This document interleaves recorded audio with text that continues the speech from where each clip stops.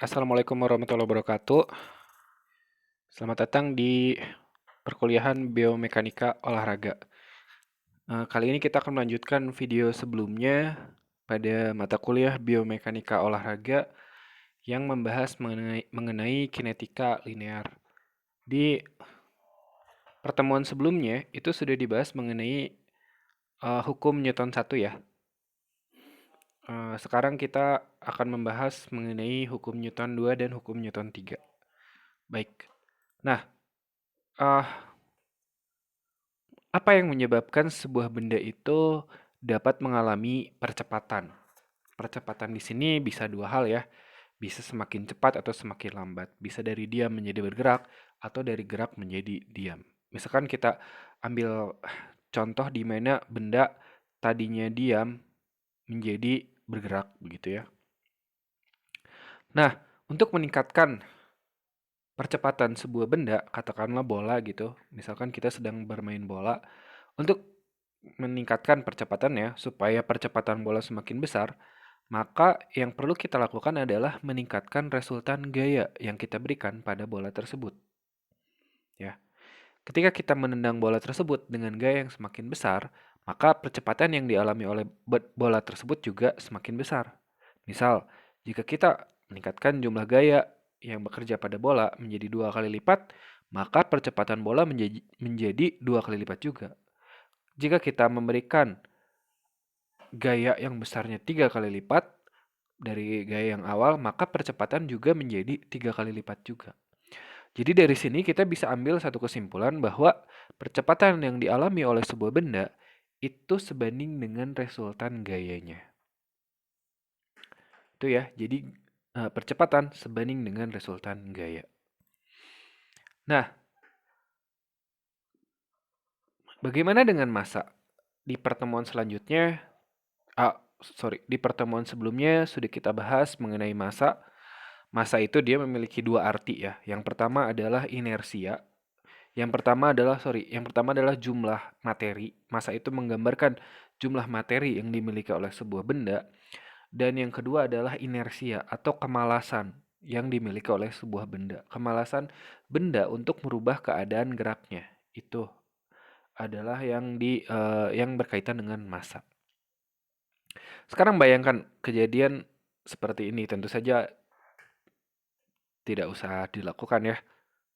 Atau ya sebaiknya sih nggak usah aja. Nah misalkan ada seseorang kemudian di atas kepalanya diberikan buku-buku, kemudian ada kayu, kemudian ada paku, kemudian kepalanya dipalu. Pakunya dipalu gitu ya, jadi seperti kuntilanak. Nah, eh tapi bisa kita lihat nih wajah orangnya, dia santuy, santai-santai aja.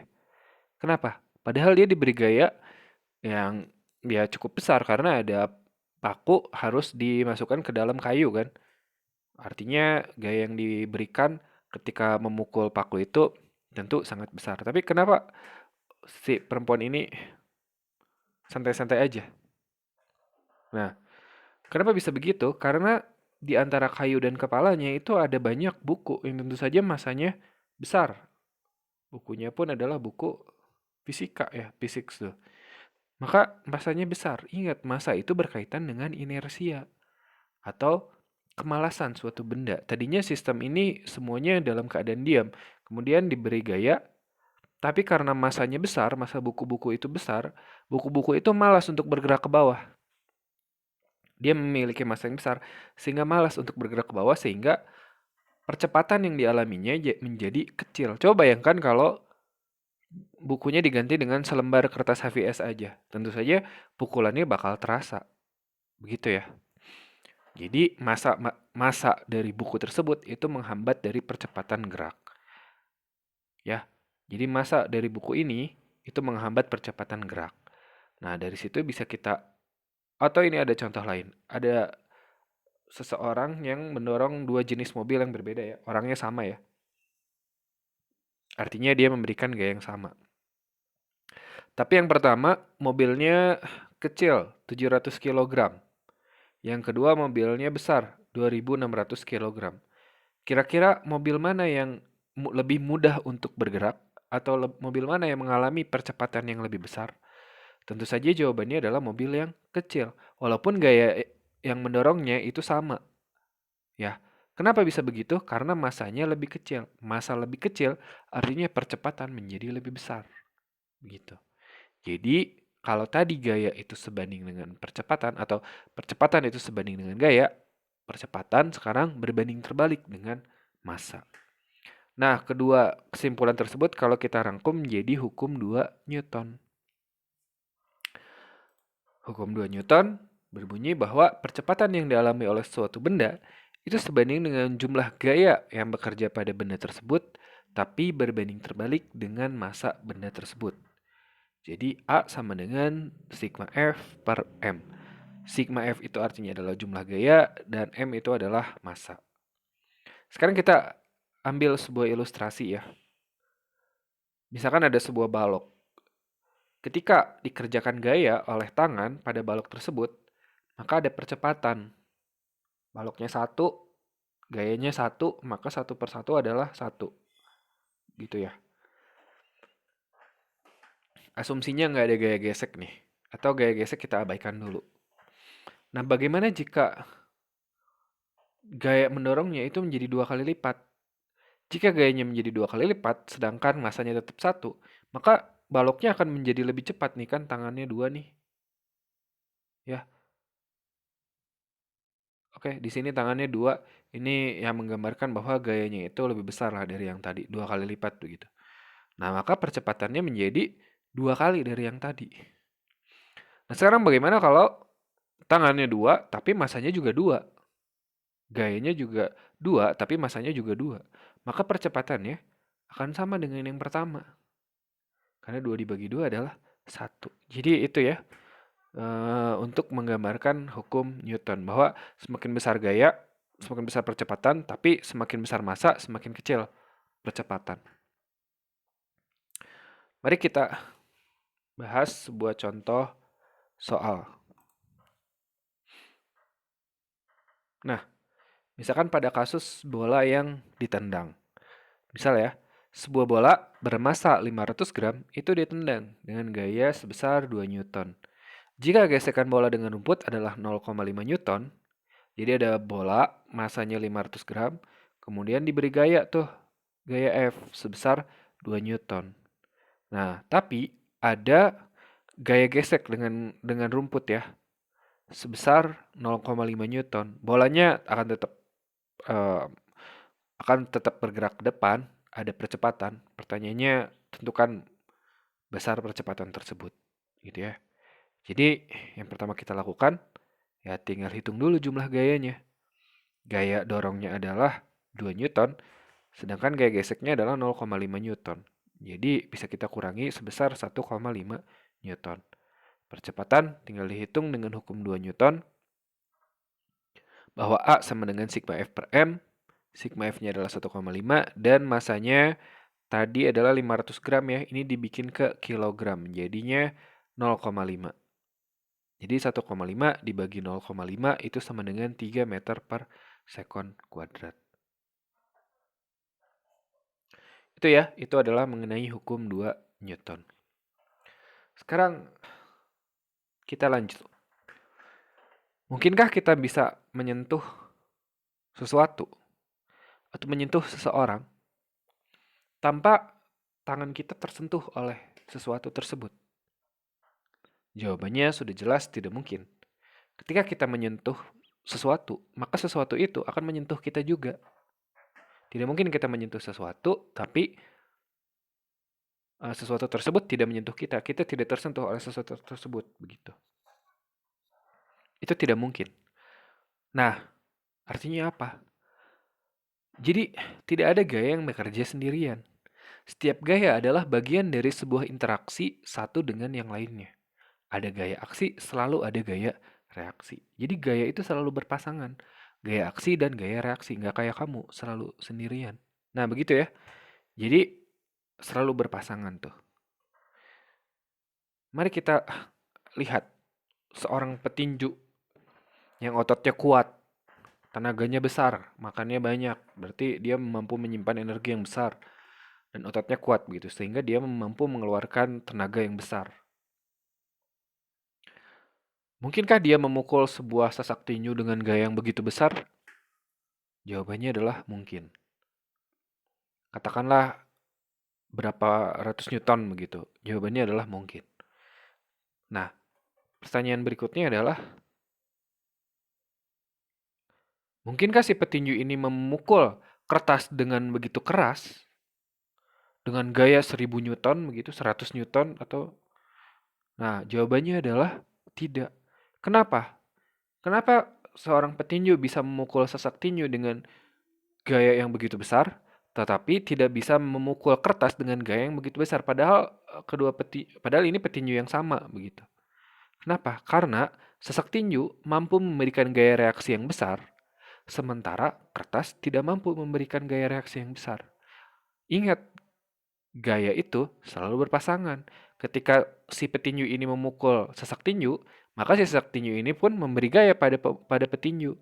Ya, jika memberi gaya yang besar, maka reaksinya juga besar. Tapi ketika kita memberi gaya pada kertas, kertas ini tidak mampu memberi reaksi yang besar, maka kita juga tidak bisa memberi gaya yang besar. Nah, jadi ada kalimat aksi reaksi. Seolah-olah ada aksi dulu baru ada reaksi. Sebenarnya enggak. Sebenarnya mereka terjadi bersamaan. Jadi aksi dan reaksi itu hanya penamaan saja. Nah, jadi mereka itu terjadi secara simultan ya. Begitu kita memberi gaya pada sebuah benda, maka benda tersebut juga memberi gaya secara bersamaan kepada kita gitu. Jadi bisa kita katakan begini, kertas ini tidak akan bisa memberi gaya pada petinju, maka petinju juga tidak bisa memberi gaya yang besar pada kertas. Gitu. Jadi kita bisa ambil kesimpulan bahwa tinju itu hanya dapat memberi gaya kepada benda sebesar dengan yang sama besarnya dengan gaya yang diberikan oleh benda tersebut kepada petinju itu. Nah, itu adalah sebuah atau adalah sebuah pernyataan dari hukum 3 Newton. Pada sebuah benda, ketika sebuah benda memberikan gaya pada benda kedua, maka benda kedua tersebut akan mengerjakan gaya yang besarnya sama, namun arahnya berlawanan pada benda yang pertama. Jadi ketika A memberi gaya pada B, maka B juga akan memberi gaya pada A. Gitu ya. Nah, mari kita lihat ketika seseorang berlari. Apa yang terjadi ketika seseorang berlari? Ketika kita, jangankan berlari, ketika kita berjalan aja, apa sih yang kita lakukan? Yang kita lakukan adalah mendorong atau memberikan gaya kepada lantai kan. Arahnya kemana? Ke belakang. Sehingga si lantai itu memberi gaya kita ke depan. Sama dengan ketika kita berlari. Ketika kita berlari, kita memberikan gaya pada lantai ke belakang. Nah, ingat, ada aksi, ada reaksi. Maka lantai juga memberi gaya kepada kita ke depan sehingga kita bisa maju ke depan. Nah, apa sih yang disebut dengan gaya reaksi ini? Nah, gaya reaksi ini terjadi ketika ada gesekan antara kaki dengan lantai. Apa yang terjadi jika antara kaki dengan lantai tidak ada gesekan? Maka ingat seperti tadi ya, seperti kasus yang petinju dengan kertas. Jika tidak ada gesekan antara kaki dengan lantai, maka si lantai itu tidak akan bisa memberikan reaksi pada kita. Maka kita pun tidak akan bisa memberikan gaya aksi pada lantai yang besar maksudnya ya. Nah, maka apa yang terjadi ketika tidak ada gaya gesek? Ketika tidak ada gaya gesek, maka yang terjadi adalah tergelincir. Atau bahasa Jermannya tikosewat. Gitu ya. Maka yang terjadi adalah tergelincir. Ini terjadi kenapa? Ketika kita memberi gaya pada lantai, ternyata lantainya pun tidak ada gaya gesek. Artinya tidak ada gaya aksi reaksi di situ sehingga ya kaki yang kita dorongkan ke belakang ya terdorong ke belakang. Terus ke belakang gitu, tidak ada yang menahan. Nah, itulah makanya pada sepatu pada umumnya ya, terkhusus pada sepatu lari atau sepatu olahraga itu di bawahnya diberi alur-alur tertentu Ya, di bawahnya diberi alur-alur tertentu supaya ada gesekan dengan lantai ketika berjalan atau berlari. Gitu ya. Nah, prinsip yang sama juga yang ada pada ban. Walaupun ini ada fungsi-fungsi lainnya sih sebenarnya. Seperti mengalirkan air begitu ya. Kak, dia diberi alur supaya ada gesekan. Begitu juga pada motor, misalkan pada olahraga eh, balap motor gitu ya, atau pada misalkan kita katakan MotoGP gitu. Walaupun di MotoGP sendiri ada juga ban yang sengaja dibikin polos ya, tidak ada alurnya, ban basah biasanya. Itu mungkin kita bahas lain waktu tuh, bedanya ban kering dan ban basah pada MotoGP. Nah, sekarang kita bahas mengenai tumpuan. Bayangkan ketika kita mengendarai sebuah mobil, tapi dia mengalami atau menghadapi jalan yang becek, yang berlumpur. Apa yang terjadi? Mobilnya susah untuk maju. Kenapa susah untuk maju? Nah, jadi walaupun apakah rodanya tidak berputar? Rodanya jelas-jelas berputar. Rodanya berputar. Walaupun roda berputar, katakanlah 100%. Di minggu lalu kita sudah belajar ya mengenai gaya postulat dan gaya resisten dan gaya tahanan gitu ya. Walaupun roda berputar dengan cepat, misalkan kita katakan 100%, tapi lumpur yang menjadi tumpuan itu terlempar secara total juga, 100% juga. Jadi reaksinya itu 100% dikurangi 100%, sehingga reaksinya adalah nol, tidak ada reaksi. Artinya, lantai atau di sini ya lumpur ya, tidak mendorong mobil itu ke depan. Kenapa? Karena lumpur yang terlempar ke belakang juga 100% ini sama dengan contoh pada tadi ketika orang yang tergelincir. Ketika dia mendorong kakinya ke belakang saat ingin berjalan begitu ya, kakinya 100% ke belakang, maka ya udah tidak ada reaksi ke depan gitu. Sehingga mobilnya, kalau di sini mobilnya tidak bergerak sama sekali. Nah, jadi dari sini kita bisa ambil satu kesimpulan nih. Jadi untuk menghasilkan reaksi yang besar, itu perlu tumpuan yang kuat. Tumpuan yang kuat itu terjadi apabila gaya gesekannya cukup besar. Ya. Nah, setiap aktivitas olahraga yang memerlukan gaya propulsif yang besar harus mempunyai tumpuan atau gaya tahanan atau gaya resisten yang besar juga. Misalkan pada saat kita berlari begitu ya, seperti pada contoh yang tadi, harus ada tumpuan yang kuat di sini. Artinya apa? Harus ada gesekan yang kuat. Nah, atau contoh lainnya adalah ketika kita mengayuh air pada saat kita berenang. Pada saat kita berenang, kita memberikan gaya tuh pada air ke belakang. Dan air memberikan gaya reaksi ke kita ke depan. Gitu ya. Jadi kesimpulannya adalah untuk menghasilkan reaksi yang besar perlu tumpuan yang kuat. Untuk terjadi tumpuan yang kuat perlu ada gaya gesekan yang besar. Untuk setiap kegiatan olahraga yang memerlukan gaya propulsif yang besar, maka memerlukan juga tumpuan atau tahanan yang besar. Baik, sampai sini dulu. Assalamualaikum warahmatullahi wabarakatuh. Terima kasih.